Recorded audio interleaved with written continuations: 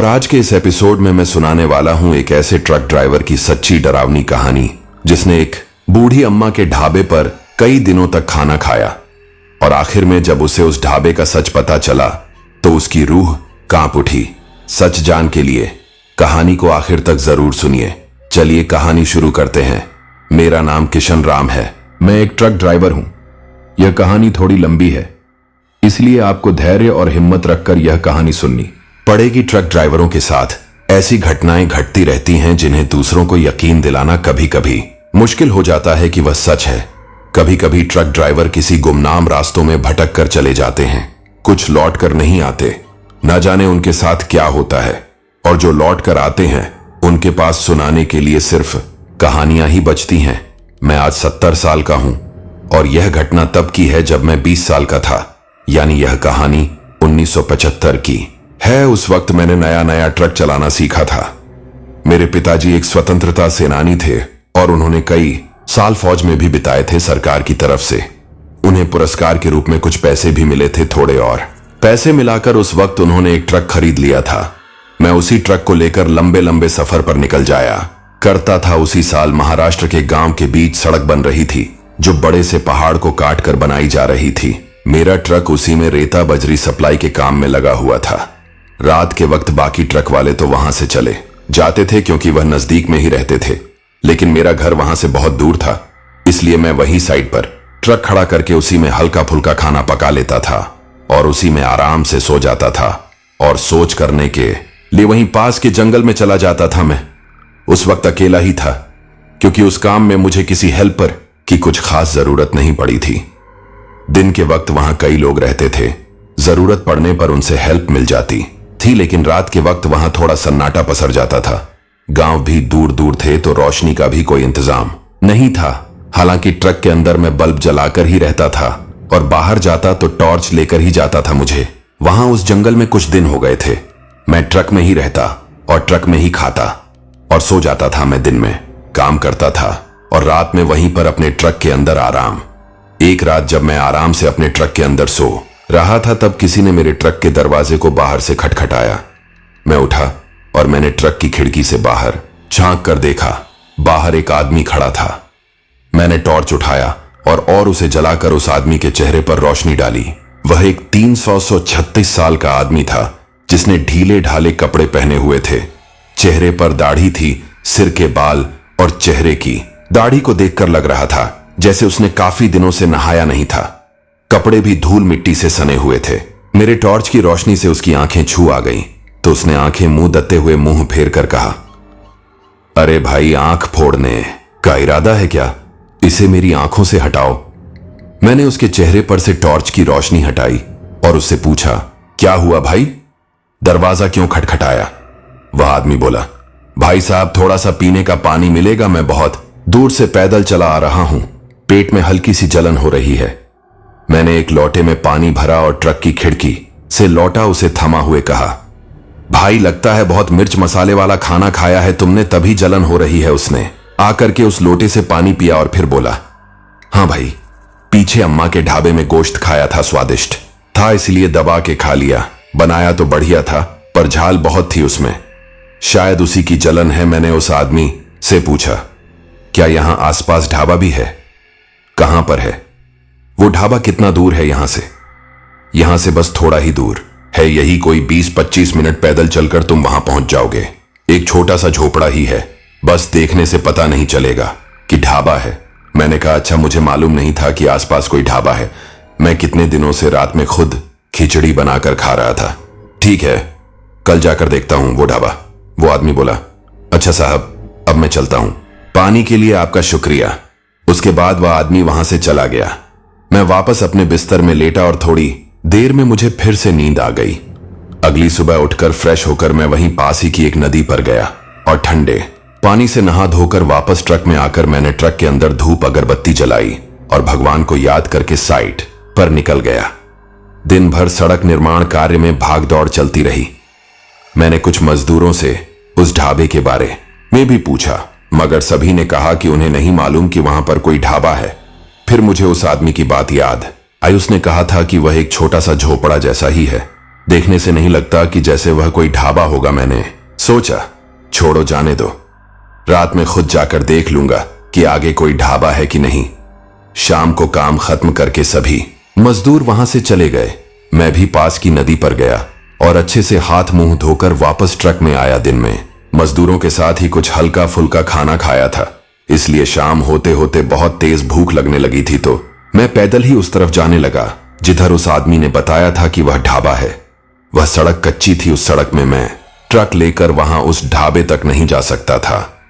सड़क निर्माण की वजह से उस कच्ची सड़क पर जगह जगह पर गड्ढे खोदे हुए थे और कहीं कहीं पर बड़े बड़े पत्थर रखे हुए थे, इसलिए मुझे वहां तक पैदल ही जाना था और जाना भी जरूरी था क्योंकि बहुत जोर की भूख लगी थी और मैं रोज रोज खिचड़ी खाकर भी पक चुका था। जिस रास्ते में मैं पैदल चल रहा था वो एक उबड़ खाबड़ कच्चा मार्ग था जिसके दोनों तरफ जंगल थे और जंगल में किसी खतरनाक जानवर के होने का कोई डर नहीं था क्योंकि मैं पिछले कुछ दिनों से वहीं रह रहा था और अब तक मैंने किसी खतरनाक जानवर को वहां नहीं देखा था। कभी कभी हिरण दिख जाते थे और बाकी बंदर और लंगूर के अलावा वहां और कोई दूसरा जानवर मुझे दिखाई नहीं दिया। रातों में उल्लू की हूंट या फिर कौवे की काय सुनाई दे जाती थी। खैर, मुझे उस कच्चे रास्ते में चलते हुए लगभग 30 मिनट होने वाले थे और तभी मेरी नाक में बहुत ही लजीज खाने की खुशबू आने लगी। मैं समझ गया था कि ढाबा आसपास ही है और मुझे कहीं पर दूर किसी रेडियो में गीत बजते सुनाई देने लगे। मैं तेज तेज कदमों से चलता हुआ आगे बढ़ा तो मैंने उस कच्चे रास्ते के किनारे एक झोपड़ा देखा जिसके बाहर एक लालटेन जल रही थी। बाहर एक लकड़ी की बेंच रखी हुई थी और झोपड़े के अंदर भी हल्की रोशनी दिखाई दे रही थी। मैं समझ गया था कि मैं अम्मा के ढाबे पर पहुंच चुका हूं। मैं उस कच्चे मार्ग से लगे हुए एक और संकरे से रास्ते में घुस गया। वह ढाबा उसी रास्ते में था। बस थोड़ा सा चलने के बाद मैं उस ढाबे के बाहर खड़ा था। ढाबे के बाहर कोई नहीं था। उसके दरवाजे पर जाकर मैंने आवाज दी, अब कोई है क्या अंदर? मगर अंदर से कोई जवाब नहीं आया। मैंने फिर से आवाज दी और झोपड़े के दरवाजे पर लगे हुए कुंडे को पकड़कर दरवाजे पर ठोका। तभी मेरे पीछे से मुझे किसी के खांसने की आवाज आई। मैंने पीछे पलटकर देखा, बाहर मेरे पीछे एक मोटी सी बूढ़ी औरत खड़ी थी। उसने पुरानी सी सफेद साड़ी पहनी हुई थी। उसका पेट बहुत ज्यादा बाहर को निकला हुआ था जिसे उसने अपनी साड़ी के पल्लू से ढका हुआ था। चेहरे में झुर्रियां और बाल सफेद थे। उसने माथे पर एक मोटी सी काली बिंदी लगाई हुई थी। होठ उसके सूखे कटे फटे से थे। चेहरे पर अजीब सी मुस्कान के साथ वह बोली, अब भूख लगी है क्या बेटा? मैं समझ गया था कि वही है, वह बूढ़ी अम्मा जो वो ढाबा चलाती है। मैंने उससे कहा, हाँ अम्मा, कुछ पका दोगी मेरे लिए? वो बोली, हाँ हाँ बना दूंगी बेटा। फिर वह मेरी तरफ बढ़ी। मैं दरवाजे से किनारे हो गया तो वह झोपड़े के अंदर चली गई। उसने अपनी कमर से सटाकर एक टोकरा पकड़ा हुआ था जिसे उसने एक लाल कपड़े से ढका हुआ था। मैं झोपड़े के बाहर बेंच पर बैठ गया। तभी अंदर से आवाज आई, क्या खाएगा बेटा? रोटी और साग लगा दूं? अब बहुत देर हो गई है बेटा, वरना तेरे लिए गोश्त पका देती। मैंने कहा, हाँ हाँ अम्मा, रोटी और साग ही दे दो मेरे। इतना कहते ही वह बूढ़ी अम्मा एक थाली में 4 रोटी और हरा साग ले आई। उसके एक हाथ में पानी का गिलास था और मुझे थाली थमा हुए वह बोली, कल आना बेटा, कल तेरे लिए गोश्त पका कर रखूंगी। आज पूरी रात गोश्त को मसालों में साड़ कर रख दूंगी। कल तक उसका स्वाद 100 गुना बढ़ जाएगा। चल अब तू आराम से खाना खा, कुछ और चाहिए होगा तो आवाज लगा देना। इतना कहकर वो बुढ़िया वापस झोपड़े के अंदर चली गई। मैं बुझे हुए मन से वो रूखी रोटी और साग खाने लगा। मैं असल में मन बना के आया था कि यहां आकर भर पेट गोश्त खाऊंगा, मगर मेरे नसीब में वह सूखी रोटी ही लिखी थी। मैंने खाना खत्म किया और अम्मा को पैसे देने के लिए आवाज दी। अम्मा कितना पैसा हुआ? मगर अंदर से कोई जवाब नहीं आया। मैंने फिर से आवाज दी मगर कोई जवाब नहीं आया। मैं झोपड़े के अंदर गया। वो एक बड़ा सा कमरा था जिसकी दीवारें और फर्श को मिट्टी से लीप कर बनाया गया था। वहां 2 चूल्हे थे, कई बर्तन रखे हुए थे, सब्जियों की टोकरी और कुछ कालिक लगे हुए कनस्तर रखे हुए थे जिनमें शायद वह आटा चावल रखती होगी। मैंने देखा उस कमरे की दीवार पर एक गंदा सा पर्दा लटका हुआ था। शायद उसके पीछे दरवाजा है, सोचकर मैं उसके पास गया। मैं उस गंदे से पर्दे को अपने हाथ से खिसका ही वाला था, तभी पर्दे के पीछे से वो बूढ़ी औरत बाहर निकल कर आई। उसके एक हाथ में छोटा सा तौलिया था, जिसे देखकर ऐसा लग रहा था जैसे उस तौलिए में खून लगा हो। फिर उस बुढ़िया ने अपनी साड़ी के पल्लू से अपने माथे का पसीना पोंछा। तब मैंने गौर किया कि उसके हाथ में भी खून लगा हुआ था। मैंने उससे कहा, अब अम्मा कितने पैसे हुए? वो बुढ़िया हंसी और बोली, अब सूखी रोटी और जरा से साग के लिए कोई पैसे लेता है भला? जा रहने दे, कल आना, कल बढ़िया खाना खिलाऊंगी तब देना पैसे। उसके बाद मैंने उसे एक नकली सी मुस्कान दी और उसके बाद मैं उसके झोपड़े से बाहर आ गया। मैं अभी उसके झोपड़े से बस कुछ ही कदम आगे बढ़ा था कि तभी मेरे पीछे से उस झोपड़े का दरवाजा भड़क से आवाज करता हुआ बंद हो गया, जैसे किसी ने गुस्से से उस दरवाजे को बंद किया हो। मैं उस जंगल के बीच उसी रास्ते से वापस अपने ट्रक की तरफ आने लगा तो उस अंधेरे में मुझे चलने में कोई परेशानी नहीं हुई। जिस रास्ते से मैं वापस अपने ट्रक की तरफ जा रहा था, उसी रास्ते के एक तरफ मुझे जंगल में कुछ आवाज सुनाई दी, जैसे कोई जंगली सुअर गुड़ता हुआ भाग रहा हो। फिर मैंने ध्यान दिया कि एक नहीं था बल्कि 3, 4 या 5, 6 सुअर होंगे। वह सभी सुअर बड़ी ही तेजी से उसी तरफ भाग रहे थे जिस तरफ वह ढाबा था। मैंने सोचा शायद वह जानवर उस ढाबे के बाहर कूड़े दान में से बचा कुचा खाने जाते होंगे, इसीलिए रात के इस समय ढाबा बंद होने के बाद यह उस तरफ भाग रहे हैं। खैर, मैं अपने रास्ते चलता रहा और कुछ देर में मैं अपने ट्रक में पहुंच गया। उसके बाद मैं ट्रक में चढ़ा और अपनी सीट में जाकर चद्दर तानकर सो गया। अगले दिन मैंने ट्रक के बाहर ही चूल्हा जलाकर उसमें चाय बनाई और बिस्किट खाकर मैं काम पर निकल गया। दिन भर काम में जुटा रहा और मजदूरों के साथ ही हल्का फुल्का खाना खाया। फिर शाम हुई और नहा धोकर मैं बूढ़ी अम्मा के ढाबे की तरफ चल पड़ा। उस दिन मैं थोड़ा जल्दी ही चला गया था क्योंकि पिछली रात मुझे उस ढाबे में दूसरा कोई ग्राहक नहीं मिला था। आज अम्मा ने कहा था कि वह स्पेशल गोश्त बनाने वाली है, इसलिए मैंने सोचा कि जल्दी चला जाता हूं वहां और ग्राहक भी होंगे और खाना भी गर्मागर्म मिल जाएगा, वरना पिछली रात की तरह सूखी रोटी से काम चलाना पड़ेगा। यह सोचकर मैं जल्दी जल्दी वहां पहुंचा तो देखा उस दिन भी वहां कोई ग्राहक नहीं था। मैं शाम के 7-10 बजे ही ढाबे पर पहुंच गया था। इसके बावजूद वहां मुझे कोई दूसरा ग्राहक नहीं मिला। मैं उस ढाबे के झोपड़े के पास गया और झोपड़े के दरवाजे पर खड़ा होकर मैंने उस बूढ़ी अम्मा को आवाज दी, अम्मा, ओ अम्मा, आज क्या बनाया है खाने में? तभी झोपड़े के अंदर से वह बुढ़िया निकलकर बाहर आई। उसने अपने बदन पर एक गंदा सा एप्रण पहना हुआ था। उसके एप्रण में खून के दाग लगे हुए थे, जैसे मुर्गे काटने वाले कसाई के एप्रण में लगा रहता है, बिल्कुल वैसे ही मुझे देखकर उसने एप्रण उतारकर किनारे रखा और बाहर रखे एक पानी के ड्रम में हाथ डालकर वह हाथ धोने लगी और फिर अपने हाथों को अपने पल्लू से पोंछ हुए वह मुझसे बोली, बैठो बेटा, अभी लगा देती हूं खाना। आज खास गोश्त बनाया है मैंने तुम्हारे लिए, खाकर बताना कैसा बना है। इतना कहकर वह जल्दी जल्दी अंदर चली गई। मैंने झोपड़े के बाहर दरवाजे पर लटकी हुई लालटेन उतारी और अपने सामने बेंच पर रखकर मैं भी आराम से बैठ गया।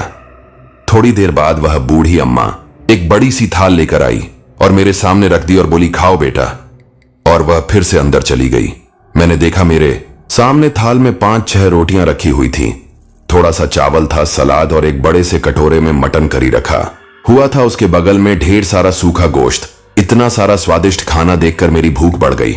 सबसे पहले मैंने सूखा मसालेदार गोश्त का एक बड़ा सा पीस लिया और उसे मुंह में रखते ही मेरी जीभ के सारे टेस्ट बर्ड्स नाचने लगे, क्योंकि वह गोश्त सच में बेहद लजीज था। फिर मैंने रोटी का एक टुकड़ा तोड़ा और उसे मटन करी में डुबोकर ग्रेवी के साथ उस रोटी को खाया। उसका स्वाद भी एकदम अलग था। मैंने आज तक वैसा मीट नहीं खाया था, न ही घर में न ही किसी होटल में। थोड़ी देर बाद वह बूढ़ी अम्मा एक गिलास और जग में पानी लेकर बाहर आई और बोली, गोश्त ठीक पका है ना बेटा? मैंने कहा, ठीक नहीं अम्मा, बहुत ज्यादा ठीक पका है। वैसे ये किस जानवर का गोश्त है मेरे? ऐसा पूछते ही वो बुढ़िया थोड़ा सा सक पका गई। उसके चेहरे पर एक अजीब सी मुस्कान आई और वह बोली, बेटा, यह बकरे का ही गोश्त है। मैं अलग तरीके से पकाती हूं ना, इसीलिए इसका स्वाद अलग लगता है। फिर मैंने वापस खाने पर फोकस किया। वह बुढ़िया वापस अंदर चली गई। कुछ देर बाद वह फिर से बाहर आई और बोली, बेटा, और चाहिए? गोश्त बहुत पड़ा है। मैंने कहा, अब नहीं नहीं अम्मा, बहुत खा लिया, ऊपर गले गले तक भर गया हूं, पहली बार खाया है मैंने, इतना स्वादिष्ट खाना अब तो ऐसा लग रहा है जैसे बहुत दिनों तक भूख भी नहीं लगेगी। अम्मा अपने खाने की तारीफ सुनकर मुस्कुरा दी और मुझे एक छोटा सा डब्बा देते हुए बोली, ये लो बेटा, इसे सुबह खा लेना, सूखा गोश्त है, ये 3 दिनों तक खराब नहीं होगा। मैंने कहा, अरे अम्मा जी धन्यवाद, मैं आपसे कहने ही वाला था कि आप थोड़ा सा गोश्त सुबह के लिए भी बांध देना। चलिए बताइए कितना पैसा हुआ। वो बूढ़ी अम्मा बोली, अरे बेटा, जो दिल करे, जितना दिल करे बाद में दे देना, अब तो तू आता ही रहेगा ना खाना खाने के लिए। मैंने कहा, हाँ कुछ दिनों का काम और बचा है, उसके बाद काम खत्म हो जाएगा तो मैं चला जाऊंगा। वह बूढ़ी अम्मा बोली, ठीक है बेटा, जिस दिन जाएगा उस दिन दे देना पैसे, अब जा, बहुत रात हो गई है। मैंने अम्मा का धन्यवाद किया और उनसे विदा लेकर मैं वापस अपने ट्रक की तरफ जाने लगा। अभी मुझे सिर्फ 20-2 मिनट पैदल चलना था। जब मैं उस सुनसान जंगल वाले रास्ते के बीच चल रहा था, तब पिछली बार की ही तरह मुझे जंगल में पेड़ों के पीछे वही स्वरों के भागने की आवाजें आने लगी। वह बड़ी ही तेजी से उसी तरफ भाग रहे थे जिधर वह ढाबा था। खैर, कुछ ही देर में मैं अपने ट्रक के पास पहुंचा और हाथ मुंह धोकर मैं अपने बिस्तर में जाकर सो गया। आधी रात में मुझे मेरे ट्रक के बाहर कुछ हलचल महसूस हुई। ऐसा लग रहा था जैसे मेरे ट्रक के बाहर लोग चल रहे हैं और आपस में ही खुसर फुस कर रहे हैं। मैं बिस्तर से उठा और ट्रक के सामने वाले कांच से बाहर देखा।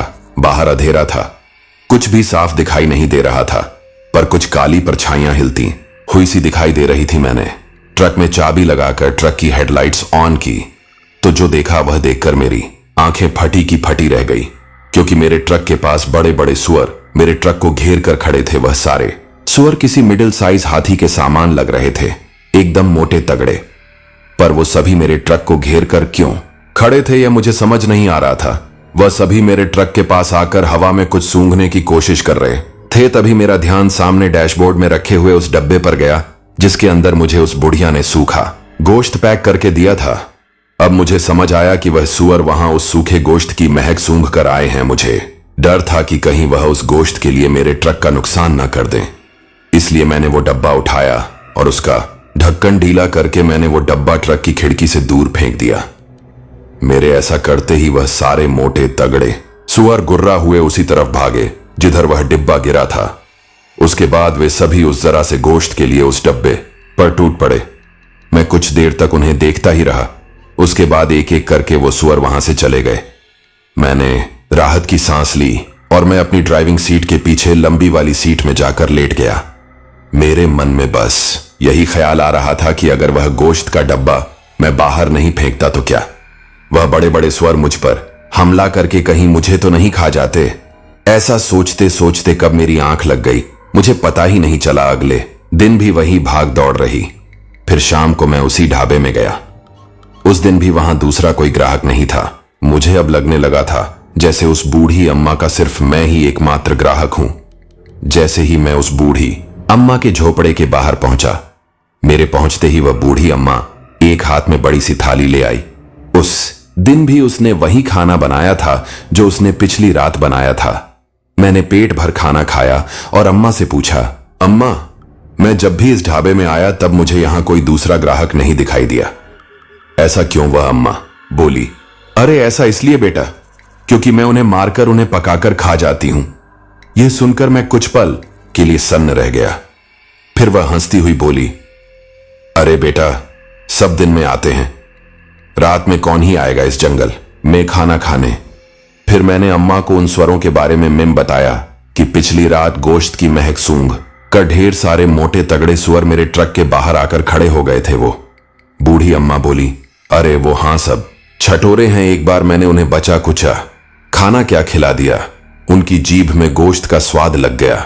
बस रोज रात में आकर खाना मांगते हैं, नहीं दो तो उधम मचाते हैं सारे के सारे। फिर वो हंसते हुए बोली, बेटा, आज भी बांध दूं सुबह के लिए सूखा गोश्त, सुबह खा लेना। मैंने कहा, नहीं अम्मा, रहने दो, यह मोटे तगड़े हाथी जैसे सुअर फिर मेरे ट्रक को घेर कर खड़े हो जाएंगे। इससे अच्छा आप रहने दो, मैं कल आकर खा लूंगा। उसके बाद मैं वहां से वापस अपने ट्रक में आ गया। उस रात भी मुझे जंगल में उन्हीं मोटे तगड़े स्वरों की आवाजें सुनाई देती रही जो खाने की तलाश में ढाबे की तरफ दौड़ रहे थे। खैर, मेरे लिए तो यह रोज की ही बात हो गई। थी। ऐसे ही कुछ दिन और बीते। फिर एक दिन सड़क निर्माण का मेरा काम खत्म हो गया। अब सिर्फ सड़क में डामरीकरण का काम रह गया था, जिसमें मेरा कोई रोल नहीं था। वह आखिरी रात भी मैं उसी ढाबे में खाने के लिए गया। इस बार मैं अपना ट्रक लेकर ही उस ढाबे तक गया, क्योंकि सड़क में पत्थर बिछाए जा चुके थे। वो सड़क इस लायक तो बन ही गई थी कि ट्रक आराम से चल सके। ट्रक को ढाबे से दूर खड़ा करके मैं संकरे रास्ते से होकर उस ढाबे तक पैदल गया। उस रात भी मैंने पेट भर खाना खाया। जब मैं खाना खा रहा था, तब अंदर वह बूढ़ी औरत किसी से बात कर रही थी। उनके साथ अंदर कोई आदमी था जो उन्हें किसी बात के लिए धमका रहा था। वह बूढ़ी अम्मा उसे जाने के लिए बोल रही थी। मैंने अपना खाना खत्म किया और उस झोपड़े के दरवाजे पर जाकर मैंने अम्मा को आवाज दी। मैंने जरा सा झोपड़े के अंदर झांका तो देखा अम्मा ने एक आदमी को एक डब्बा थमाया, बिल्कुल वैसा ही जैसा उसने पहली बार मुझे दिया था, जिसमें सूखा गोश्त रखा हुआ था। वह आदमी वह डब्बा लेकर दूसरे दरवाजे से बाहर चला गया। मैंने अम्मा से कहा, क्या हुआ अम्मा, कोई परेशानी है क्या? अम्मा बोली, नहीं बेटा, कोई परेशानी नहीं। फिर मैंने कहा, अम्मा मैं आज घर वापस जा रहा हूं, मेरा काम यहां पर खत्म हो गया है। अम्मा के चेहरे के भाव बदल गए। वह रवासी सी होकर बोली, अच्छा बेटा ठीक है। मैंने अम्मा से पूछा कि अम्मा कितने पैसे हुए? अम्मा ने कहा, जितना तेरा दिल करे दे जा बेटा। मैंने अम्मा को कुछ पैसे दिए, थोड़े से ज्यादा ही दिए, क्योंकि उन्होंने मेरे खाने का अच्छा ख्याल रखा था। उसके बाद मैंने उनसे विदा ली और वापस अपने ट्रक में जाकर ट्रक स्टार्ट किया और अपने घर के लिए निकल गया। लेकिन इस पूरी कहानी का सबसे डरावना मोड़ अब आने वाला था। मैं जब उस जंगल के बीच सड़क में ट्रक लेकर शहर की तरफ जा रहा था, तभी मैंने सड़क के एक तरफ जंगल में किसी आदमी की चीख सुनी। कोई आदमी तेजी से दौड़ते हुए जंगल में भाग रहा था और उसके पीछे मैंने उन्हीं स्वरों के भागने की आवाजें सुनी, जिन्हें मैं रोज रात को ढाबे की तरफ भागते हुए सुनता था। वो सारे स्वर अभी किसी आदमी का पीछा कर रहे थे। मेरी नजर उस जंगल की तरफ ही थी। तभी मेरा ध्यान सामने सड़क पर गया और मैंने देखा मेरे ट्रक के सामने अचानक से एक आदमी आया। मैं ब्रेक मारता उससे पहले ही मेरा ट्रक उसके ऊपर चढ़ गया और मैंने उस आदमी की दर्द भरी चीख अपने ट्रक के नीचे से सुनी और फिर उसका शरीर मेरे टर के नीचे आया और वह आदमी कुचल गया। उसकी चीख बंद हो गई और मेरा ट्रक आगे बढ़ गया। मैं ट्रक चलाता रहा। मेरी हिम्मत नहीं हुई कि मैं ट्रक रोककर उस आदमी को देखूं कि वह जिंदा है या मर गया। मैंने गौर किया कि जब वह आदमी अचानक मेरे ट्रक के सामने आया था, तब उसके हाथ में वही डब्बा था जिसके अंदर उस बुढ़िया ने मुझे भी सूखा गोश्त दिया था। वो डब्बा बिल्कुल वैसा ही था और वह आदमी वही आदमी था जो पहली बार मेरे ट्रक के बाहर आया था, जिसने मुझसे पानी मांगा था और जिसने मुझे उस बुढ़िया के ढाबे के बारे में बताया था। वह वही आदमी था। अब मुझे समझ आया कि वह सुअर उस आदमी के पीछे क्यों पड़े थे, क्योंकि उन सुअरों को उस आदमी के हाथ के डब्बे से गोश्त की खुशबू आ रही थी। वह डब्बा उस आदमी को उसी बूढ़ी अम्मा ने दिया था। मैं उस आदमी को कुचलकर काफी आगे आ चुका था। अब मेरे मन में ख्याल आया कि अगर वह आदमी जिंदा हुआ तो उसे मदद की जरूरत होगी। मैं वापस नहीं जाना चाहता था, लेकिन मेरी अंतरात्मा मुझे कोस रही थी।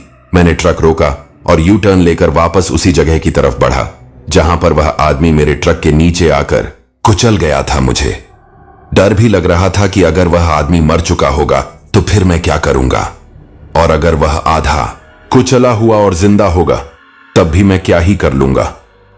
लेकिन जब मेरा ट्रक उस सड़क में उसके करीब पहुंचा तो मैंने ट्रक की हेडलाइट की रोशनी में एक अजीब और डरावनी चीज देखी। जिस जगह पर वह आदमी मेरे ट्रक के नीचे कुचला था, ठीक उसी जगह में सड़क के किनारे कुछ सुअर खड़े थे और उस आदमी की कुचली हुई लाश बीच सड़क में पड़ी हुई थी और उस कुचली हुई लाश के पास वही बूढ़ी अम्मा बैठी हुई थी। वो उस आदमी की लाश के उसके कुचले हुए शरीर के मांस के टुकड़े उठा उठाकर एक टोकरी में रख रही थी। ये वही टोकरी थी जो मैंने तब उसके पास देखी थी जब मैं पहली बार उस ढाबे में गया था। यह देखकर मुझे उल्टी आने लगी। मैंने ट्रक की खिड़की से मुंह बाहर निकाला और उल्टी करने लगा। फिर मैंने वापस उस तरफ देखा। अब वह बूढ़ी अम्मा कमर में टोकरी सटाए खड़ी थी और मेरी ही तरफ देखकर अजीब ढंग से मुस्कुरा रही थी। फिर उसने सूखे गोश्त का डब्बा उठाकर उन स्वरों के सामने फेंक दिया और वह खुद वापस ढाबे की तरफ चली गई। वह सारे मोटे तगड़े सुअर उस सूखे गोश्त के डब्बे पर टूट पड़े। यह दृश्य देखकर मेरी आंखें फटी की फटी रह गई। मैं समझ गया कि इतने दिनों से मैं जो गोश्त खा रहा था वो किसी जानवर का गोश्त नहीं बल्कि किसी ना किसी इंसान का गोश्त था। मैं पसीना पसीना होने लगा, मेरे शरीर के रोंगटे खड़े होने लगे। अब मुझे समझ आ रहा था कि उस रात उस बूढ़ी औरत ने मुझे उस डब्बे में सूखा गोश्त भरकर क्यों दिया था, ताकि रास्ते में वापस ट्रक की तरफ जाते हुए जंगल में वह स्वर उस गोश्त की खुशबू सूंघ कर मुझ पर हमला करके मुझे मार दे, और फिर वह बुढ़िया मेरे शरीर को भी पकाकर खुद भी खाए और उन स्वरों को भी खिलाए। मगर मेरी किस्मत अच्छी थी, मेरे साथ ऐसा नहीं हुआ। मैंने तुरंत ट्रक वापस मोड़ा और पूरी रफ्तार से उस जंगल से भगा लिया। तब से लेकर आज तक मैंने दोबारा कभी किसी जानवर का मांस नहीं खाया। आज भी उन दिनों को याद करके मेरे रोंगटे खड़े हो जाते हैं। दोस्तों, अगर आपको यह कहानी अच्छा लग रहा है तो इस वीडियो को लाइक जरूर करें, और अगर अभी तक आपने चैनल को सब्सक्राइब नहीं किया तो सब्सक्राइब कर लें। मेरे चैनल में इसी तरह की कई और दिलचस्प कहानियां हैं। आज जो डरावनी घटना बताने जा रहा हूं वो मेरे साथ साल 2002 में घटी थी।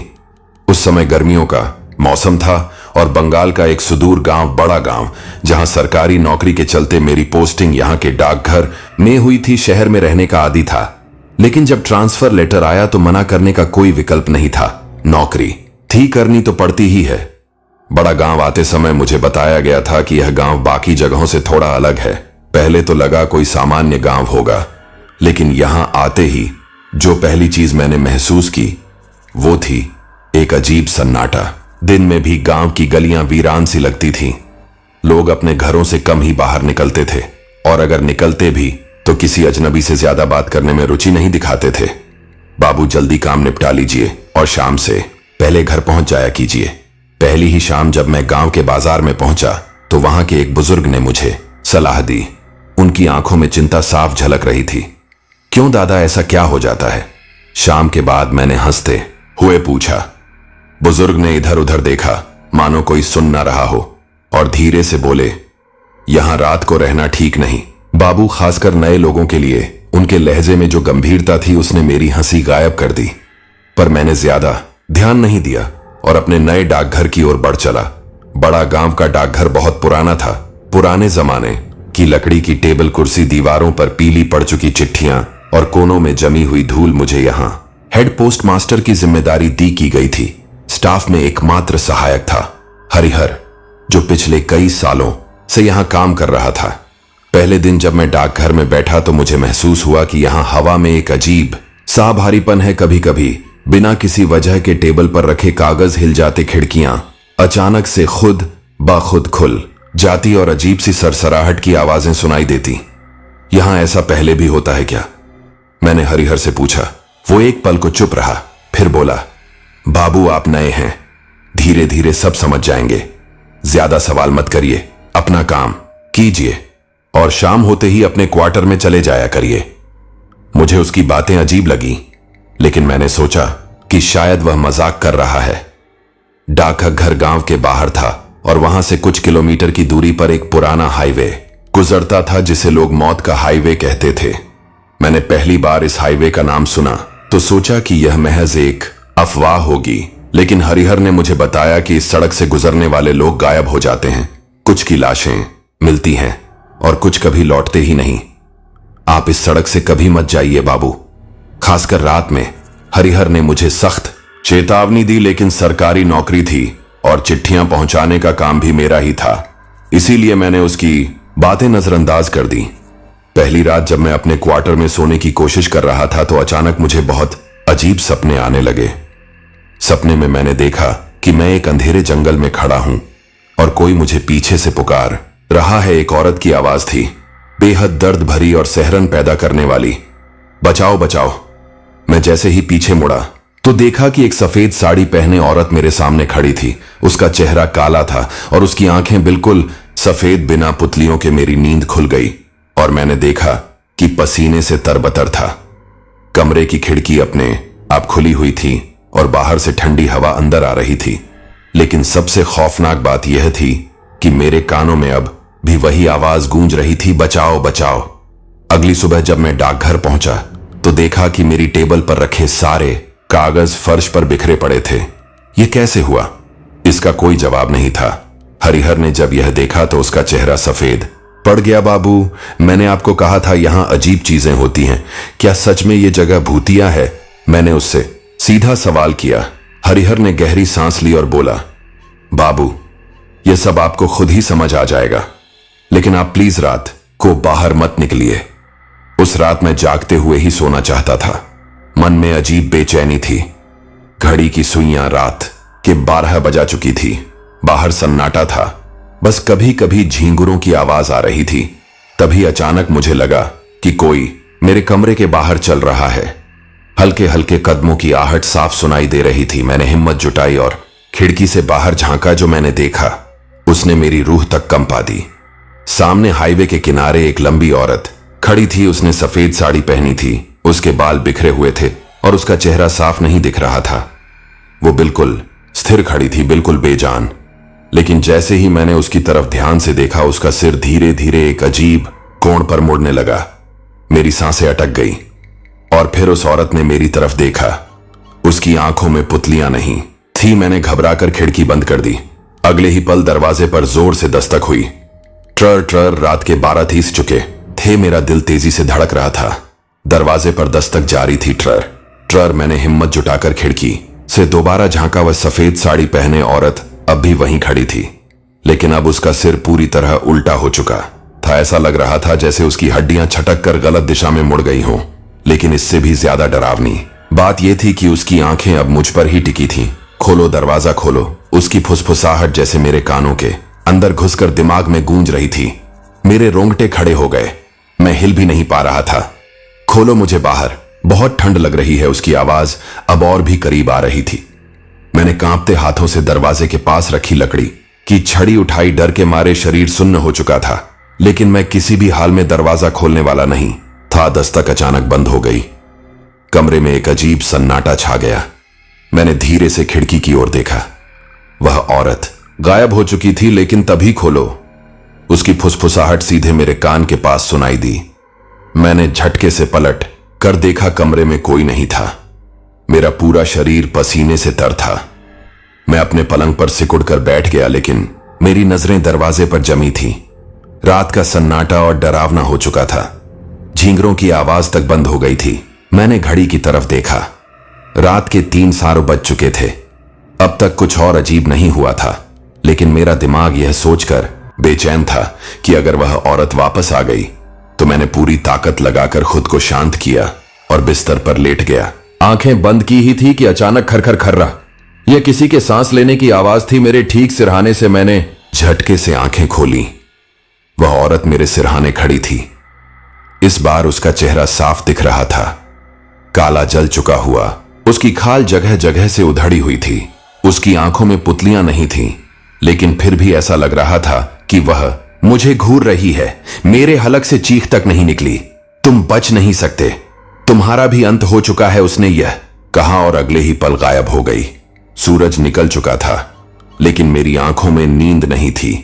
डर ने मेरी आत्मा तक को झकझोर दिया था। डाकघर पहुंचते ही हरिहर मुझे देखकर चौंक गया। बाबू आप ठीक तो हैं? चेहरा इतना सफेद क्यों पड़ गया?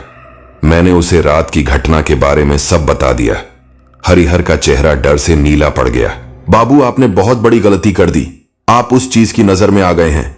कौन चीज? क्या तुम जानते हो कि वह औरत कौन थी? हरिहर ने इधर उधर देखा, जैसे यह सुनने वाला कोई और ना हो। फिर उसने फुसफुसाते हुए कहा, वह चुड़ैल है बाबू, मौत के हाईवे की चुड़ैल। अब वह आपको कभी चैन से नहीं रहने देगी। हरिहर की बातों ने मेरे रोंगटे खड़े कर दिए थे। मौत के हाईवे की चुड़ैल?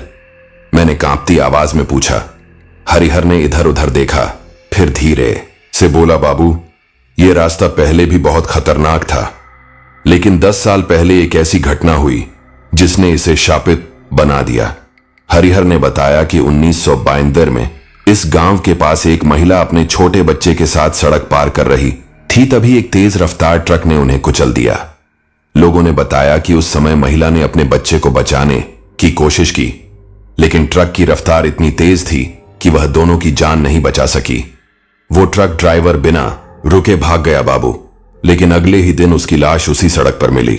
ट्रक के अंदर जली हुई हालत में मैंने हैरानी से हरिहर की ओर देखा। लोग कहते हैं कि मरने से पहले उसने चीख चीख कर कहा था, मुझे माफ कर दो, मुझे छोड़ दो। लेकिन वहां कोई नहीं था। उसके बाद से जो भी इस सड़क से आधी रात के बाद गुजरता उसे सफेद साड़ी में लिपटी एक महिला दिखती। लोगों ने बताया कि वह महिला राहगीरों को रोकने की कोशिश करती और अगर कोई गाड़ी नहीं रोकता तो आगे जाकर उसका भयानक अंजाम होता। कुछ लोगों ने तो यह भी कहा कि उन्होंने उस ट्रक ड्राइवर की जलती हुई परछाई देखी थी। हरिहर ने मेरी तरफ देखा और बोला, बाबू, आपने कल रात उसे देख लिया ना, अब वह आपके पीछे पड़ेगी। मेरा दिल तेजी से धड़कने लगा। पर मैं बच सकता हूं ना? हरिहर ने सिर हिलाया। अगर आप सही उपाय करें तो शायद, लेकिन यह आसान नहीं होगा। हरिहर की बातों ने मुझे और बेचैन कर दिया। उस दिन डाकघर में मैं काम पर ध्यान देने की कोशिश कर रहा था, लेकिन दिमाग बार बार कल रात की घटना पर जा रहा था। तभी अचानक मेरी टेबल पर रखे कागज खुद ब खुद उड़ने लगे। मैंने जल्दी से इधर उधर देखा। कमरे में कोई नहीं था। फिर एक कागज हवा में उठा और खुद ब खुद मुड़कर एक शब्द बना दिया, मत बचो। मेरा पूरा शरीर कांप उठा। तभी पोस्ट ऑन ऑफिस के दरवाजे पर जोरदार दस्तक हुई। ट्रर ट्रर, ठीक वही आवाज जो कल रात सुनाई दी थी। मैंने धीरे से खिड़की से झांका।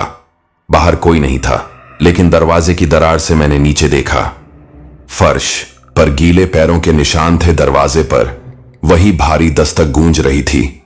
ट्रर ट्रर। मेरा शरीर पसीने से भीग चुका था। दरवाजे के नीचे गीले पैरों के निशान दिख रहे थे जो धीरे धीरे अंदर की ओर खिसक रहे थे। मैंने कांपते हाथों से एक लाठी उठाई और दरवाजे की ओर बढ़ा। मेरी सांसें तेज हो गई थी। कौन है? मैंने कांपती आवाज में पूछा। कोई जवाब नहीं आया, पर दस्तक बंद नहीं हुई। ट्रर ट्रर। मुझे लगा कि अगर मैं और देर तक रुका तो डर मुझे भीतर ही मार डालेगा। मैंने अचानक झपट कर दरवाजा खोल दिया। बाहर कोई नहीं था, पर गीले पैरों के निशान अब भी वहां थे। मैंने घबराकर चारों तरफ देखा, पर दूर दूर तक कोई नहीं था। मैं तेजी से अपने टेबल के पास लौटा और कुर्सी पर बैठ गया। मन में खौफ भर चुका था, लेकिन खुद को शांत करने की कोशिश कर रहा था। पर तभी खर्रा खर्रा खर्रा किसी के सांस लेने की भारी आवाज मेरे ठीक पीछे से आई। मेरी रीढ़ की हड्डी में ठंडक दौड़ गई। बहुत हिम्मत जुटाकर मैंने धीरे धीरे गर्दन घुमाई। एक काली परछाई मेरी कुर्सी के पीछे खड़ी थी। उसकी लंबाई सामान्य से अधिक थी और उसकी आंखें जलते कोयले की तरह लाल थी। वह धीरे धीरे मेरी ओर झुक रही थी। तुम बच नहीं सकते, उसकी फुसफुसाहट मेरे कानों में गूंजने लगी। मैं घबराकर कुर्सी से गिर पड़ा और जल्दी से पीछे हट गया। पर जब मैंने दोबारा देखा, वह गायब हो चुकी थी। डर के मारे मेरी हिम्मत टूट चुकी थी। मैं किसी तरह खुद को संभालते हुए हरिहर के पास पहुंचा और सारी बात बता दी। हरिहर ने घबराकर मेरी ओर देखा। बाबू, यह बहुत बुरा संकेत है। अब वह आपके आसपास ही रहेगी तो अब क्या करूं? मैंने हताश होकर पूछा। हरिहर ने मेरी जेब में एक काले धागे में बंधा ताबीज रखा और कहा, इसे गले में पहन लो। और एक काम और करना होगा क्या? हरिहर ने चारों ओर देखा, फिर फुसफुसाते हुए कहा, आज रात 12 बजे से पहले आपको गांव के पीपल के पेड़ के नीचे तेल चढ़ाना होगा। अगर ऐसा नहीं किया तो वह पूरी तरह आपके ऊपर सवार हो जाएगी। मेरे शरीर में झुरझुरी दौड़ गई। और अगर मैं ऐसा ना करूं? मैंने कांपते हुए पूछा। हरिहर ने गहरी सांस ली और कहा, तो तुम अगली सुबह देखने के लिए जीवित नहीं बचोगे बाबू। मेरे पास कोई और रास्ता नहीं था। रात करीब 11 था। मैं तेल की छोटी कटोरी लेकर गांव के बाहर पीपल के पेड़ की ओर बड़ा। सड़कें वीरान थीं। हर कदम के साथ ऐसा लग रहा था जैसे कोई मुझे देख रहा हो। जब मैं पीपल के पेड़ के पास पहुंचा तो एक अजीब ठंडी हवा चलने लगी। मैंने तेल जमीन पर चढ़ाने के लिए कटोरी झुका ही रहा था कि तू मुझसे बच नहीं सकता। पीछे से वही भयानक फुसफुसाहट आई। मैंने झटके से गर्दन घुमाई। सामने वही औरत खड़ी थी। उसका चेहरा अब और भी ज्यादा विकृत हो चुका था, जैसे उसकी खाल गल रही हो। उसकी हड्डियां चटकने लगीं और उसके मुंह से काले धुएं की लकीरें निकल रही थीं। तू मेरी मदद करेगा या मरेगा? मेरे हाथ से तेल की कटोरी गिर गई और फिर वो मुझ पर झपट पड़ी। वो डरावनी चुड़ैल मुझ पर झपट पड़ी। मेरे पैर जड़ हो चुके थे। मैं भागना चाहता था, लेकिन शरीर ने मानो जवाब ही देना बंद कर दिया था। चुड़ैल की आंखें कोयले जैसी जल रही थीं। उसकी चीरती हुई चीख मेरे कानों को सुन्न कर रही थी। तू मुझसे बच नहीं सकता। उसकी आवाज मेरे दिमाग में हथौड़े की तरह बज रही थी। आखिरी उम्मीद थी हरिहर का दिया हुआ ताबीज। मैंने कांपते हुए अपने गले की ओर हाथ बढ़ाया और ताबीज को जोर से पकड़ा। जैसे ही मैंने ताबीज को अपनी मुट्ठी में दबाया, हवा अचानक भारी हो गई। चुड़ैल की आंखों में क्रोध उमड़ पड़ा। यह नहीं चलेगा, तेरा ताबीज तुझे नहीं बचाएगा। मैंने जैसे तैसे हिम्मत जुटाकर तेल की कटोरी को उठाया और पीपल के पेड़ की जड़ में डाल दिया। जैसे ही तेल गिरा, वहां भयानक चीख गूंज उठी। चुड़ैल पीछे हटने लगी। उसकी चमड़ी जलने लगी थी। मुझे अब भागने का मौका मिल गया था। मैंने पूरी ताकत लगाकर गांव की ओर दौड़ लगाई। किसी तरह मैं डाकघर पहुंचा और दरवाजा अंदर से बंद कर लिया। मेरा दिल अभी भी तेजी से धड़क रहा था, पर राहत ज्यादा देर नहीं रही। दरवाजे पर फिर वही दस्तक होने लगी। ट्रर ट्रर। इस बार यह दस्तक पहले से ज्यादा तेज थी। मेरी सांसें रुकने लगी। मैंने खिड़की से झांक कर देखा, सामने कोई नहीं था, लेकिन अब एक नई अजीब चीज दिख रही थी। डाकघर के बाहर रखे लाल रंग के पोस्ट बॉक्स पर किसी ने नाखूनों से खरोच कर कुछ लिखा था। तेरा समय पूरा हुआ। अब मुझे यकीन हो गया था कि यह आत्मा इतनी आसानी से मेरा पीछा नहीं छोड़ेगी। रात किसी तरह डर के साए में बीती। अगले दिन मैं सीधे हरिहर के पास गया। हरिहर, मैंने वह सब किया जो तुमने कहा था, लेकिन वह अब भी मेरे पीछे है। हरिहर का चेहरा सफेद पड़ गया। बाबू, अगर वह अभी भी पीछे है तो इसका मतलब है कि उसने तुझे निशान बना लिया है। मेरा पूरा शरीर ठंडा पड़ गया। अब इसका क्या मतलब है? हरिहर ने गहरी सांस ली और धीरे से कहा, इसका मतलब है कि अब तुझे कोई नहीं बचा सकता। हरिहर की बात सुनकर मेरे पैरों तले जमीन खिसक गई। क्या मतलब? अब मुझे कोई नहीं बचा सकता? हरिहर की आंखों में अजीब सा डर था। उसने इधर उधर देखा, जैसे कोई हमें छुपकर सुन रहा हो। फिर वह मुझे खींचकर अपने घर के अंदर ले गया और धीरे से फुसफुसाया, बाबू, यह आत्मा तेरे साथ रह गई है। अब चाहे तू जहां भी जाएगा, यह तेरा पीछा करेगी। इसका असली मकसद तुझे मारना नहीं है, बल्कि तुझे अपने जाल में फंसाना है। मेरा गला सूख गया। मतलब? हरिहर ने आंखें बंद की और एक लंबी सांस ली। फिर बोला, इस आत्मा की मृत्यु बहुत दर्दनाक हुई थी। यह दुनिया छोड़कर जा नहीं पा रही, इसीलिए यह किसी इंसान को अपना माध्यम बनाना चाहती है, और वो माध्यम तू बन चुका है। मेरे शरीर में झुरझुरी दौड़ गई। क्या क्या इसका कोई उपाय है? हरिहर ने सिर झुका लिया। बस एक ही तरीका है बाबू, तुझे उस आत्मा का अतीत खंगालना होगा। जब तक तुझे यह पता नहीं चलेगा कि वह कौन थी और उसके साथ क्या हुआ था, तब तक तू इससे बच नहीं पाएगा। मेरे पास अब और कोई रास्ता नहीं था। मैं हरिहर से सारी जानकारी लेकर गांव के बुजुर्गों से पूछताछ करने लगा। गांव का सबसे बुजुर्ग व्यक्ति रामस्वरूप काका थे। जब मैंने उनसे उस चुड़ैल के बारे में पूछा तो उनका चेहरा पीला पड़ गया। वह कांपती आवाज में बोले, बेटा, तूने बहुत बड़ा पंगा ले लिया है। इस आत्मा का नाम रंजना था। वो इसी गांव की थी, लेकिन उसकी मौत बहुत ही भयानक तरीके से हुई थी। मुझे अब पूरा सच जानना था। मैंने उनकी ओर देखा और धीरे से पूछा, उसके साथ क्या हुआ था काका रामस्वरूप? काका ने मेरी ओर देखा। उनकी आंखों में एक अजीब सी दहशत थी। फिर उन्होंने जो बताया वो सुनकर मेरी रूह कांप गई। यह बात 30 साल पुरानी थी। रंजना गांव की सबसे खूबसूरत लड़की थी, लेकिन उसका रूप ही उसकी सबसे बड़ी बदकिस्मती बन गया। गांव का एक जमींदार भैरव सिंह उस पर बुरी नजर रखता था। एक रात जब रंजना जंगल के पास स्थित कुएं से पानी भरने गई तो भैरव सिंह ने अपने गुंडों के साथ मिलकर उसे उठा लिया। रंजना चीखती रही, गिड़गिड़ाती रही, लेकिन किसी ने उसकी मदद नहीं की। उस रात उसके साथ जो हुआ वो इतना भयानक था कि गांव की औरतें आज भी उस जगह जाने से डरती थीं। फिर भैरव सिंह और उसके आदमियों ने उसे मारकर उसी पीपल के पेड़ के नीचे दफना दिया जहां मैंने तेल चढ़ाया था। रामस्वरूप काका बोले, रंजना की आत्मा कभी मुक्ति नहीं पा सकी। वह अब भी भटक रही है और अब उसने तुझे चुन लिया है। वह चाहती है कि तू उसकी मदद करे। मेरा सिर चकरा गया, पर मैं उसकी मदद कैसे कर सकता हूं? रामस्वरूप काका बोले, भैरव सिंह की मौत हो चुकी है, लेकिन उसके परिवार के कुछ लोग अब भी जिंदा हैं। जब तक रंजना को इंसाफ नहीं मिलेगा तब तक उसकी आत्मा इस दुनिया से नहीं जाएगी। अब मुझे समझ आ चुका था कि मुझे क्या करना है। मुझे भैरव सिंह के परिवार का पता लगाना था। गांव में पता चला कि भैरव सिंह के बेटे रतन सिंह का एक पुराना हवेली नुमा घर गांव के बाहर था। मैंने हिम्मत जुटाई और रात को वहां जाने का फैसला किया। जब मैं हवेली पहुंचा तो वहां अजीब सी खामोशी थी। हवेली के दरवाजे पर मोटा ताला लगा था, लेकिन अंदर से एक हल्की सी रोशनी झलक रही थी, कोई तो अंदर है। मैंने दरवाजे पर दस्तक दी। खटखट खटखट, कुछ देर तक कोई जवाब नहीं आया। फिर अचानक दरवाजा अपने आप खुल गया। मैंने अंदर झांका। सामने एक पुराना लकड़ी का झूला धीरे धीरे हिल रहा था, जैसे कोई अभी अभी वहां से उठा हो। कमरे में एक पुरानी तस्वीर टंगी थी, भैरव सिंह की तस्वीर, लेकिन तस्वीर के शीशे पर लाल रंग से कुछ लिखा था। अब तेरा समय आ गया है। मेरे पैरों के नीचे से जमीन खिसक गई। मैंने जल्दी से चारों ओर देखा, पर कोई नहीं था। लेकिन तभी पीछे से किसी के चलने की आवाज आई, टक टक टक। मैंने डरते डरते पीछे मुड़कर देखा। रतन सिंह सामने खड़ा था। उसकी आंखों में एक अजीब सा खौफ था। तुम यहां क्या कर रहे हो? उसने कांपती आवाज में पूछा।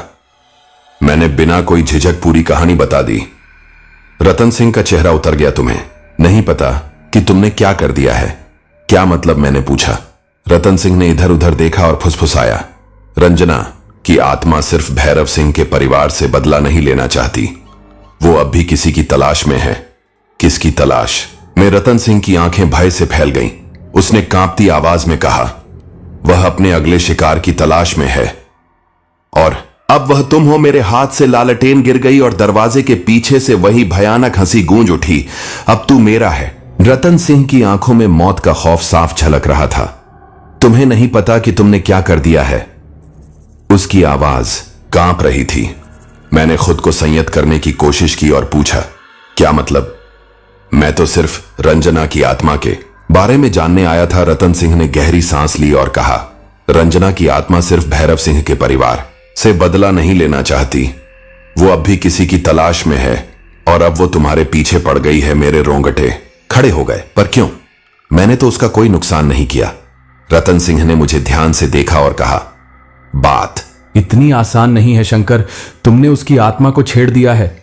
अब वो तुम्हें नहीं छोड़ेगी। मैं समझ चुका था कि अब मेरे पास समय कम था। मुझे जल्द से जल्द इस रहस्य से पर्दा उठाना था, वरना मेरा भी वही हश्र होगा जो बाकी लोगों का हुआ था। रतन सिंह ने बताया कि रंजना का असली बदला तब पूरा होगा जब उसकी आत्मा को शांति मिलेगी। लेकिन शांति कैसे मिलेगी यह कोई नहीं जानता था।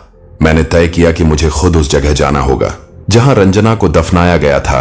रात के ठीक 12 बजे मैं गांव के उस भूतिया पीपल के पेड़ के पास पहुंचा। चारों ओर भयानक सन्नाटा था। दूर कहीं उल्लू की आवाज आ रही थी। हवा ठंडी और सर्द थी, लेकिन माथे पर पसीना बह रहा था। मैंने लालटेन जलाई और धीरे धीरे पेड़ के पास पहुंचा। हवा अचानक तेज हो गई। पत्ते सरसराने लगा जैसे कोई मेरी मौजूदगी से गुस्से में हो। मैंने धीरे से जमीन खोदनी शुरू की। जैसे ही मैंने पहली परत हटाई, जमीन से तेज दुर्गंध उठी। यह बदबू किस चीज की है? मैंने और तेजी से मिट्टी हटाई और तभी गहरे गड्ढे में मुझे कुछ सफेद हड्डियां दिखी। हड्डियों को देखते ही मेरे कानों में एक भयानक चीख गूंज उठी, शंकर, तूने मुझे जगा दिया। मेरे हाथ कांप गए, लालटेन बुझ गई और चारों ओर अंधेरा छा गया। मैं तेजी से पीछे हटा, लेकिन मेरा पैर किसी चीज में उलझ गया और मैं जमीन पर गिर पड़ा। तभी सामने एक साया उभरने लगा। वह परछाई धीरे धीरे आकार लेने लगी और कुछ ही पलों में वह रंजना की आत्मा में बदल गई। उसके लहराते बाल, सफेद चमकती आंखें और खून से सना चेहरा देख मेरे होश उड़ गए। रंजना ने एकदम ठंडी आवाज में कहा, ने मेरी कब्र को छेड़ दिया है, अब तू मुझसे बच नहीं सकता। मैंने हिम्मत जुटाकर पूछा, तू आखिर चाहती क्या है? रंजना की आंखों में नफरत की चमक थी। उसने कहा, इंसाफ, मुझे इंसाफ चाहिए, लेकिन इंसाफ देने वाला भी अब जिंदा नहीं है, इसलिए अब मुझे किसी के शरीर की जरूरत है जिसमें मैं बच सकूं। मेरे पैरों तले जमीन खिसक गई। मतलब? रंजना ने मेरी और उंगली उठाई और कहा, अब तू ही मेरा नया शरीर बनेगा। तभी एक अजीब ताकत ने मुझे अपनी ओर खींचना शुरू कर दिया। मेरा शरीर शून्य होने लगा। ऐसा लग रहा था कि मेरी आत्मा शरीर से अलग हो रही है। चारों ओर अंधेरा छाने लगा। कानों में अजीब सी आवाजें गूंजने लगी। अब तू मुझसे बच नहीं सकता। रंजना की भयानक हंसी गूंजने लगी। मैं जमीन पर गिर पड़ा। मेरी आंखें धीरे धीरे बंद होने लगी। तभी अचानक मुझे हरिहर की बात याद आई। अगर कभी तुझे लगे कि आत्मा तुझे वश में कर रही है, तो अपने मन को मजबूत कर लेना। आत्मा डर से ही ताकत पाती है। मैंने अपनी आखिरी हिम्मत जुटाई और जोर से चिल्लाया, मैं तुझे अपने ऊपर हावी नहीं होने दूंगा। मैंने अपने पूरे शरीर की ताकत लगाकर खुद को जमीन पर गिरा दिया और आंखें कसकर बंद कर ली। मैं तुझसे नहीं डरता। और तभी सब कुछ शांत हो गया। जब मैंने आंखें खोली तो रंजना की आत्मा गायब हो चुकी थी, लेकिन मेरे हाथ में कुछ पड़ा था, एक पुरानी चूड़ी। मैंने चूड़ी को ध्यान से देखा। यह वही चूड़ी थी जो रंजना हमेशा पहना करती थी। इसका मतलब रंजना की आत्मा अभी पूरी तरह मुक्त नहीं हुई थी। तो क्या अब भी वह मुझे अपना शिकार बनाने की कोशिश करेगी? क्या मैं इस मौत के खेल से बाहर निकल पाऊंगा, या फिर यह खौफनाक रात मेरी आखिरी रात होगी? रंजना की आत्मा तो गायब हो गई थी, लेकिन मेरे हाथ में उसकी चूड़ी थी। यह कोई साधारण चूड़ी नहीं थी। इसका रंग हल्का सुनहरा था, लेकिन अब यह पूरी तरह काली पड़ चुकी थी, जैसे किसी ने इसे आग में जला दिया हो। मेरा दिल तेजी से धड़क रहा था। क्या यह चूड़ी मेरे लिए खतरा है? रतन सिंह ने कहा था कि रंजना की आत्मा शांति नहीं पाएगी जब तक उसका बदला पूरा नहीं हो जाता। लेकिन बदला किससे मैं जान चुका था कि अब इस रहस्य को हल किए बिना मेरी जान नहीं बचेगी। मैंने तय किया कि अब मुझे किसी और की मदद नहीं लेनी है। अगली रात मैं फिर से उस गांव के शापित पीपल के पेड़ के पास गया। चारों तरफ अंधेरा था। दूर कहीं जंगली कुत्तों की भयानक आवाजें गूंज रही थी। हवा में अजीब सी ठंडक थी, लेकिन उस ठंड के बावजूद मेरा शरीर पसीने से तर था। मेरे पास एक त्रिशूल और हनुमान चालीसा थी। हरिहर ने यह देते हुए कहा था कि यह बुरी आत्माओं से बचाने में मदद करेगी। मैंने धीरे से चूड़ी को जमीन पर रखा और ध्यान से देखने लगा। तभी अचानक एक भयानक चीख हवा में गूंज उठी। शंकर, तू फिर आ गया। मेरा शरीर जैसे सुन्न पड़ गया। सामने वही साया खड़ा था, रंजना की आत्मा। लेकिन इस बार वह पहले से ज्यादा गुस्से में लग रही थी। उसकी आंखें लाल थीं, बाल हवा में लहरा रहे थे और उसके चेहरे पर नफरत साफ झलक रही थी। तू क्यों बार बार मुझे परेशान कर रहा है? मैंने हिम्मत जुटाकर कहा। मुझे सच जानना है। रंजना की आत्मा जोर से हंसी। सच सच इतना आसान नहीं है शंकर। और फिर अचानक एक तेज झोंका आया और मेरी लालटेन बुझ गई। अब चारों ओर घना अंधेरा था। तभी अचानक मैंने महसूस किया कि कोई मुझे पीछे से खींच रहा है। मैंने जोर से चीखने की कोशिश की, लेकिन मेरी आवाज जैसे किसी ने गला घोंटकर बंद कर दी हो। अब मेरे चारों ओर सिर्फ अंधेरा था। मैंने अपनी जेब से हनुमान चालीसा निकाली और जोर से पढ़ने लगा, बजरंग बली की जय। तभी अचानक रोशनी चमकी और वह साया जोर से चिल्लाया, रुक जा, मत पढ़। लेकिन मैंने अपनी आंखें बंद कर ली और पूरी ताकत से मंत्र पढ़ता गया। कुछ ही पल बाद जब मैंने आंखें खोली तो देखा कि रंजना की आत्मा अब कमजोर हो चुकी थी। अब उसकी आंखों में गुस्सा नहीं, बल्कि दर्द और पीड़ा थी। उसने धीरे धीरे कहा, तू सच जानना चाहता है शंकर? मैंने सिर हिलाया। रंजना ने गहरी सांस ली और कहा, मेरी आत्मा तभी मुक्त होगी जब मेरे हत्यारे को सजा मिले। मैं चौंक गया। तुम्हारा हत्यारा भैरव सिंह? रंजना ने सिर हिलाया। नहीं, भैरव सिंह के अलावा कोई और था जिसने मुझे धोखा दिया, जिसने मेरी जिंदगी बर्बाद की। मेरे रोंगटे खड़े हो गए। कौन था वो? रंजना की आत्मा जोर से हंसी। वो आदमी जिसे तू सबसे ज्यादा भरोसेमंद समझता है। अब मैं पूरी तरह डर चुका था। कौन था वो आदमी? रंजना ने धीरे से कहा, रतन सिंह। मेरा दिल जैसे उछलकर गले में आ गया। रतन सिंह? मगर उसने तो कहा था कि वह तुम्हारी मदद करना चाहता था। रंजना की आंखों में आंसू आ गए। झूठ, रत्न सिंह मेरा सगा भाई था, लेकिन उसने ही मुझे धोखा दिया। उसने मुझे भैरव सिंह के हवाले कर दिया, सिर्फ अपनी जमीन बचाने के लिए। मैं दंग रह गया। रतन सिंह ने तो कहा था कि उसने मुझे बचाया था, लेकिन अब रंजना की आत्मा कुछ और ही कहानी बता रही थी। अब मेरे पास कोई रास्ता नहीं था। मैंने तय किया कि मुझे आखिरी बार रतन सिंह से मिलना होगा। लेकिन इस बार मैं अकेला नहीं था। मेरे साथ हरिहर और गांव के कुछ और लोग भी थे। हमने रात को ही रतन सिंह के घर का दरवाजा खटखटाया। रतन सिंह, दरवाजा खोलो। कोई जवाब नहीं आया। हमने दरवाजा जोर से धक्का दिया और जैसे ही वह खुला, रतन सिंह जमीन पर पड़ा था। उसकी आंखें खुली थीं, लेकिन उसकी सांसें थम चुकी थीं। उसके चेहरे पर भयानक डर था, जैसे उसने अपनी मौत से पहले कुछ भयंकर देखा हो। गांव के लोगों ने क्रॉस बनाकर उसकी आत्मा को शांति देने की कोशिश की, लेकिन मैं जानता था कि अब भी कुछ अधूरा था। मैंने रंजना की चूड़ी उठाई और जमीन में दबा दी।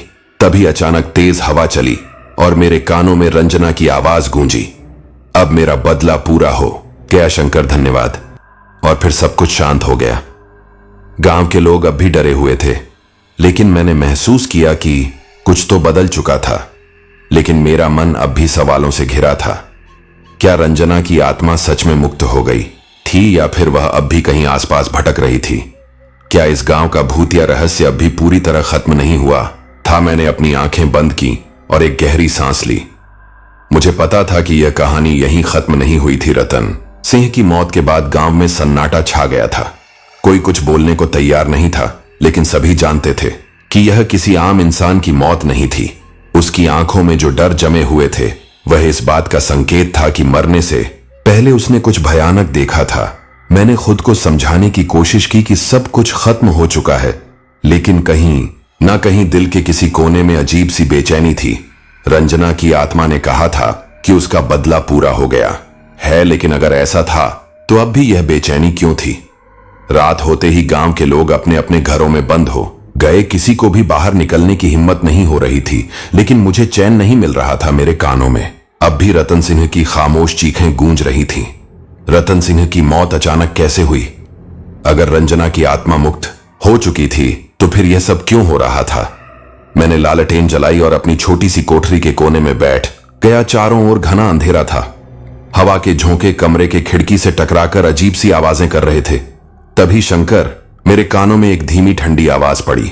मेरा पूरा शरीर सुन्न पड़ गया। मैंने धीरे से लालटेन उठाई और इधर उधर देखा। कोई नहीं था, लेकिन मुझे महसूस हो रहा था कि कोई मेरे पीछे खड़ा है। मेरा दिल जोर जोर से धड़कने लगा। मैंने जैसे ही मुड़कर देखा, एक साया मेरे सामने था। उस साये की आंखें लाल थीं, बाल बिखरे हुए थे और शरीर पूरी तरह से काले धुएं में लिपटा हुआ था। यह रंजना की आत्मा नहीं थी, यह कोई और था। कौन हो तुम? मेरी आवाज कांप रही थी। साये ने धीरे धीरे मेरी ओर हाथ बढ़ाया और भयानक आवाज में कहा, अभी सब कुछ खत्म नहीं हुआ है शंकर। क्या क्या मतलब? मैंने हिम्मत जुटाकर पूछा। उसने गहरी सांस ली और कहा, रंजना की आत्मा तो मुक्त हो गई, लेकिन जिस बुराई ने उसे मारा था वो अब भी जिंदा है। मैं पूरी तरह चौंक गया। तुम क्या कहना चाहते हो? साया धीरे से बोला। अगर सच में सब कुछ खत्म हो चुका होता तो रतन सिंह की मौत ऐसे नहीं होती। मुझे अचानक समझ में आने लगा कि बात क्या थी। रतन सिंह की मौत एक रहस्य थी। गांव वाले इसे आत्मा का प्रकोप समझ रहे थे, लेकिन अगर यह किसी और की करतूत थी तो मुझे क्या करना होगा? साईं ने धीरे से कहा, उसी जंगल में वापस जाओ जहां से यह सब शुरू हुआ था। मैंने बिना समय गवाए अपनी लालटेन उठाई और जंगल की ओर चल पड़ा। रात का समय था, आसमान में बादल छाए हुए थे। चांद भी ठीक से दिखाई नहीं दे रहा था। हर तरफ सन्नाटा था, लेकिन मुझे महसूस हो रहा था कि कोई मुझे देख रहा है। मेरे कदम जैसे जैसे जंगल के अंदर बढ़ रहे थे, अजीब अजीब आवाजें सुनाई देने लगी। कभी किसी के फुसफुसाने की आवाज आती तो कभी किसी के पैरों की आहट सुनाई देती। जंगल के बीचों बीच पहुंचकर मैंने चारों ओर देखा। यही वह जगह थी जहां से मैंने पहली बार रंजना की कहानी सुनी थी। तभी अचानक पेड़ों के पीछे से एक परछाई निकली। उसके शरीर से अजीब सी धुआं उठ रहा था। मैं समझ गया, यह भैरव सिंह की आत्मा थी। तू यहां क्या कर रहा है? मैंने कांपते हुए पूछा। भैरव सिंह हंसा। तुझे क्या लगा शंकर, सिर्फ रंजना की आत्मा को मुक्त करने से सब खत्म हो जाएगा? मैंने कोई जवाब नहीं दिया। भैरव ने आगे बढ़ते हुए कहा, मैंने सिर्फ रंजना को ही नहीं मारा था, और भी कई मासूमों की बलि चढ़ाई थी। मेरी आंखें चौड़ी हो गईं। तो क्या इस जंगल में सिर्फ रंजना की आत्मा नहीं थी, बल्कि और भी आत्माएं कैद थीं? अब क्या चाहते हो? मैंने हिम्मत करके पूछा। भैरव सिंह की आत्मा जोर से हंसी। अब बारी तेरी है शंकर। मुझे महसूस हुआ कि अब बचने का कोई रास्ता नहीं था। मैंने अपनी जेब से हनुमान चालीसा निकाली और जोर से पढ़ना शुरू किया, बजरंग बली की जय। जैसे ही मैंने पहला मंत्र पढ़ा, भैरव सिंह जोर से चीखने लगा। उसका शरीर जलने लगा।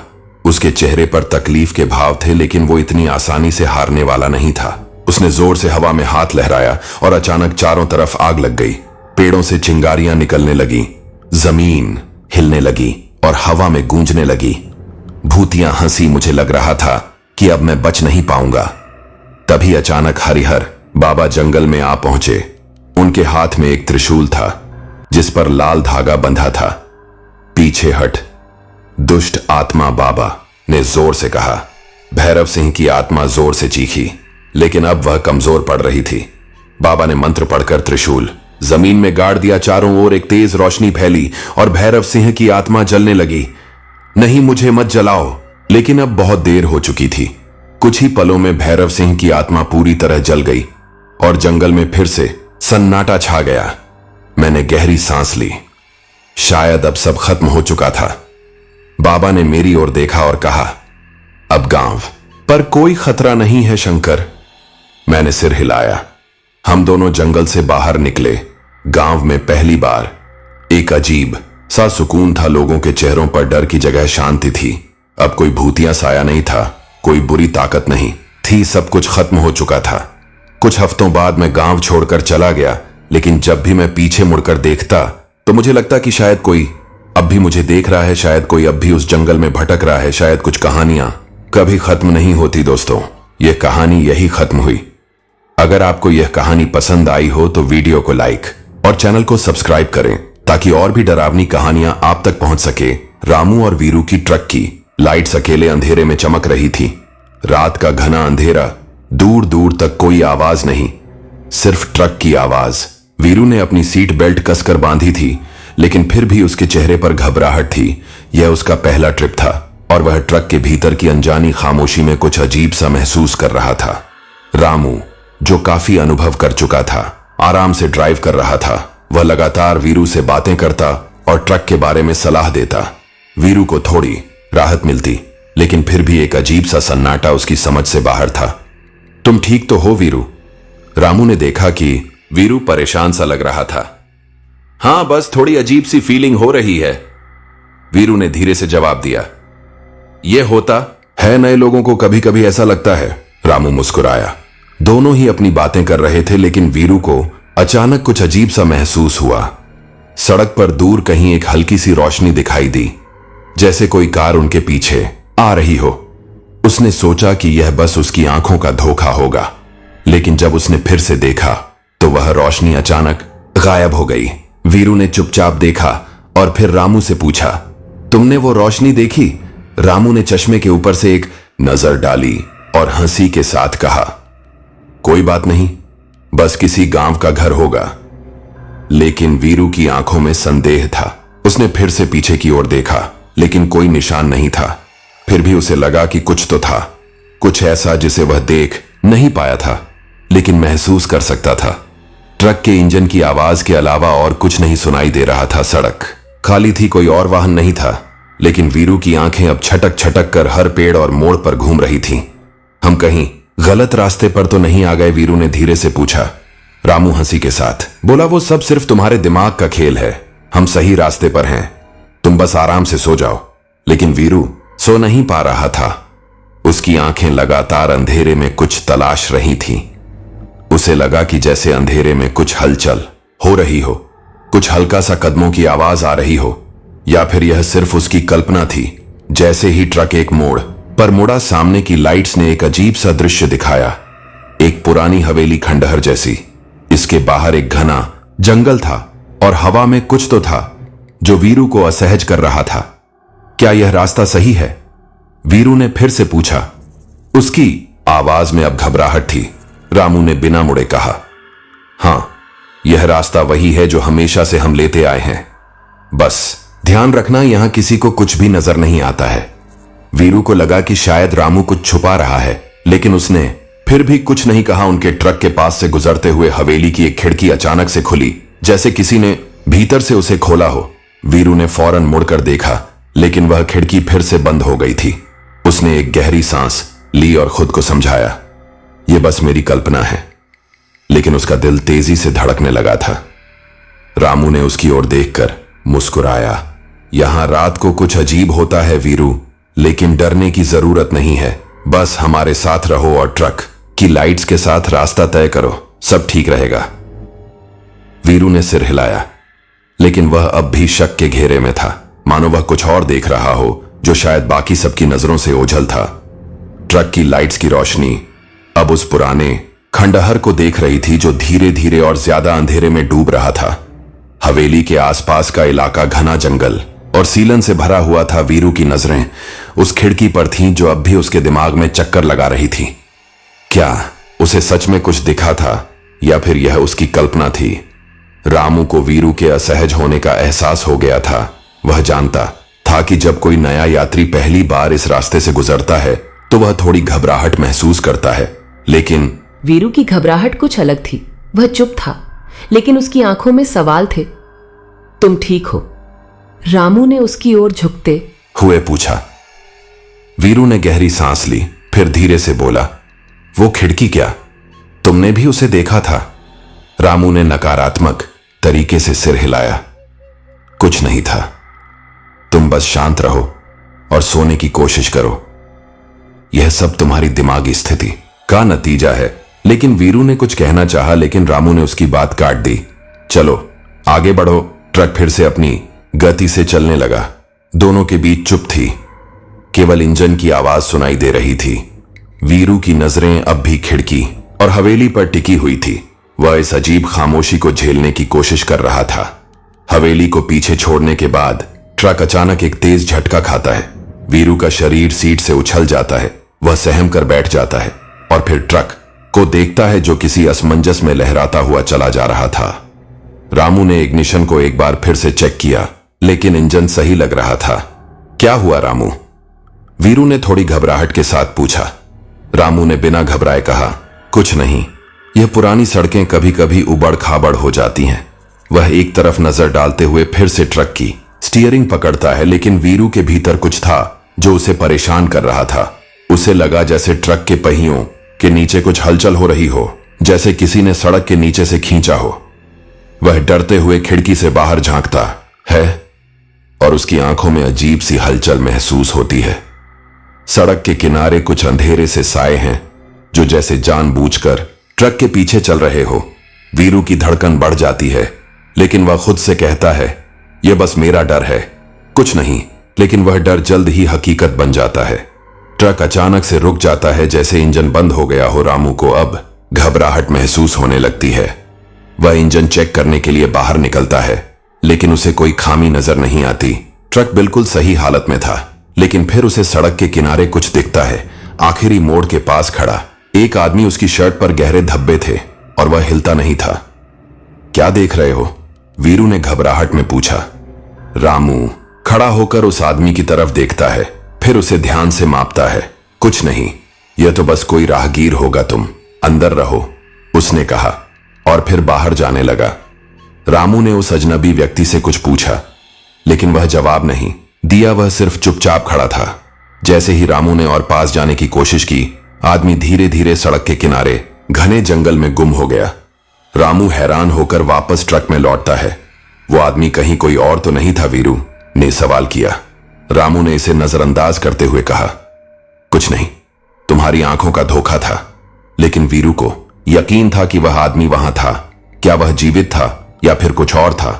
इस सवाल ने उसे और भी बेचैन कर दिया। वह ट्रक के अंदर खड़ा था और अब उसे ऐसा महसूस हो रहा था जैसे ट्रक के आसपास कुछ मौजूद हो, कुछ अजीब, कुछ खौफनाक। रामू ने ट्रक को स्टार्ट किया, लेकिन उसके चेहरे पर एक हल्की सी घबराहट थी, जिसे वीरू ने आसानी से पकड़ लिया। यह कुछ और था, कुछ और जिसे वह छिपाने की कोशिश कर रहा था। अब ट्रक फिर से चलने लगा था, लेकिन वीरू की घबराहट कहीं बढ़ गई थी। सामने का रास्ता और ज्यादा सुनसान और अंधेरे से घिरा हुआ था और उसे लग रहा था कि जैसे उनके पीछे कोई था जो उन्हें देख रहा था, या शायद वह अब भी उनके आसपास था। ट्रक अब तेजी से एक घने जंगल के बीच से गुजर रहा था। सड़क के दोनों तरफ ऊंचे ऊंचे पेड़ थे, जिनकी शाखाएं एक दूसरे से टकराती और हवा के झोंकों से हिलती। यह रास्ता पहले से ज्यादा खौफनाक लगता जा रहा था। आसपास कोई जीव जंतु या आवाज नहीं थी, बस घना सन्नाटा था।